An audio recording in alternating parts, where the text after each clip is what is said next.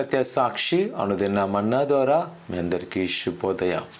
నేటొక ఉదయకాలము యేసు నేను స్వస్థపరచు ప్రత్యేక కార్యక్రమం మందిరంలో ఉంటుంది. ప్రతివారు సకాలం ఉదయం 10 గంటలకల్లా రావాల్సిందిగా కోరుకుంటున్నా.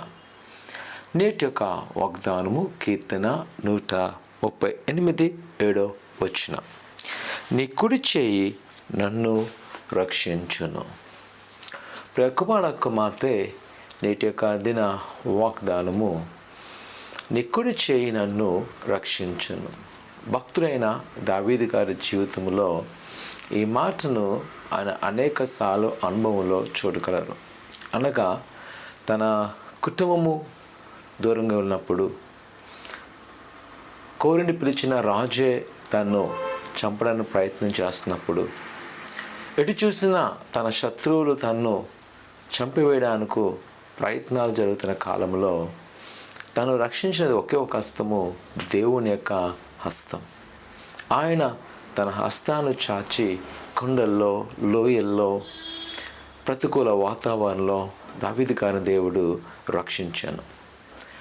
ఆ మాట ఆయన జ్ఞాపకం చేసి చెప్పగలుగుతున్నాడు, నీ కుడి చేయి నన్ను రక్షించును. అనేక మార్లు దేవుని యొక్క కృపను ఆయన చూస్తున్నాడు.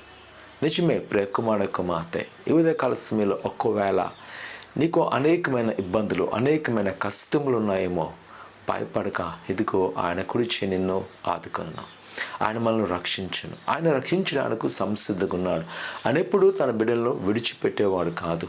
ఆయన ఎప్పుడు కూడా వారిని వెలివేసే దేవుడు కాదు. వారిని ఖచ్చితంగా ఆస్వాదించే దేవుడు. భయపడక ఆయన నమ్మకంచు ప్రభుని పట్ల గొప్ప కార్యం చేయను. ఆ విధంగా ఈరోజు నేను చూస్తున్నప్పుడు దేవుడు నా జీవితంలో మరొక నూతన సంవత్సరాన్ని అనుగ్రహించున్నాడు. నేను పుట్టినప్పటి నుంచి ఒక 12 సంవత్సరాల వరకు చాలా డెలికేట్గా ఉండేవాడిను. ఇలా అనేకమైన అనారోగ్యాలు, బలహీనతలు. కానీ మా తల్లిదండ్రులు వారు ఎంతో ప్రేమిస్తుండేవారు. ఎప్పుడైతే మా నాన్నగారు ప్రభువైన యేసుక్రీస్తును నమ్మి ఉన్నారో, ఆయనకు పరిచయం ప్రారంభించారో, నాలో ఉన్న ప్రతి రోగము, బలహీన తొలగిపోయింది.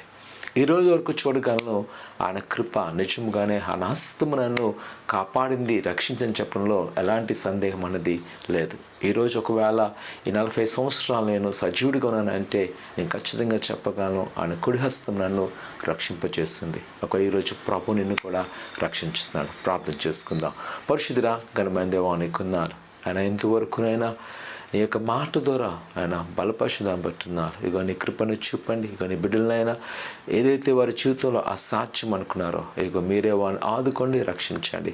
నీ బలమైన హస్తముతో బలపరచమంటున్నావా నీకున్నారు. ఆయన వారికున్న వేదన, శోధన మీరు తొలగింపచేసి నీ కృపాక్షమలతో నింపి బలపరచుకోమని నీ యొక్క దీవెన దయచేసి ఇగో మరొకసారినైనా ఇక నన్ను కూడా జ్ఞాపకం చేసి ఇంకా నీ యొక్క పరిచయాలు ముందుకు వెళ్ళి నడిపించి కాపుదల సంరక్షణ ఉంచమని ఏసునామమున తండ్రి, ఆమేన్.